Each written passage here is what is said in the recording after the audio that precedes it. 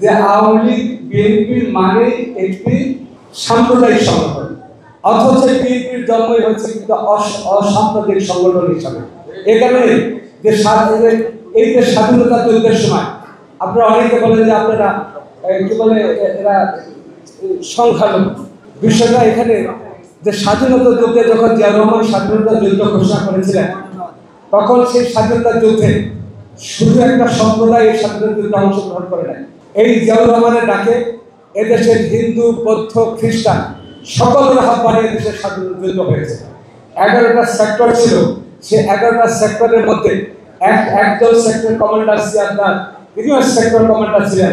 সেক্ষেত্রে বলা চলে জিয়াউর রহমান যে স্বপ্ন দেখতেন, জিয়াউর রহমান যেভাবে দেশকে চিন্তা করেছেন, জিয়াউর রহমানকে দেশকে যেভাবে জাতীয়তাবাদ হিসাবে ভেবেছিলেন, যে জাতীয়তাবাদের আরেকটি শক্তি এদেশের ধর্ম বর্ণ নির্বিশেষে এই হিন্দু, মুসলিম, বৌদ্ধ, খ্রিস্টান সকলের বাংলাদেশ, এই সকলের নেতৃত্বের মধ্য দিয়ে, সকলের রক্তের মধ্য দিয়ে এই বাংলাদেশ সৃষ্টি হয়েছে। সেই বাংলাদেশকে অনেক রকম খেলাধুলা হয়েছে, অনেকভাবে আপনাদের কাছ থেকে আমাদেরকে বিচ্ছিন্ন করে রেখেছিল।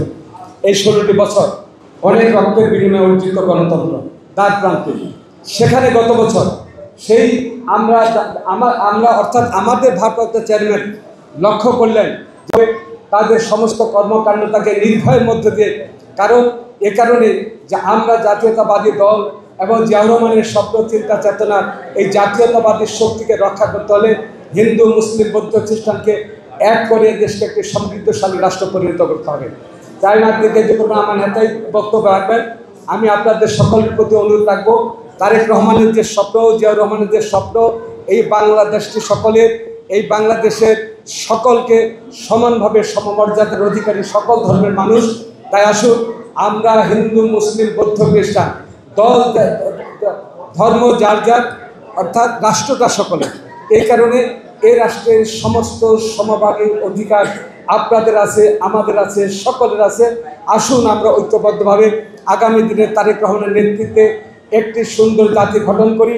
আগামী দিনে যে নির্বাচন আসছে, সেই নির্বাচনের মধ্য দিয়ে একটি জাতীয় শক্তিতে রূপান্তরিত করার জন্য, জাতীয় ঐক্য রূপান্তরিত করার জন্য, এক দেশের সমস্ত জাতিকে নিয়ে আমরা একটা সাবলীল, সুন্দর, সাম্যের রাষ্ট্র গড়ে তুলতে পারি।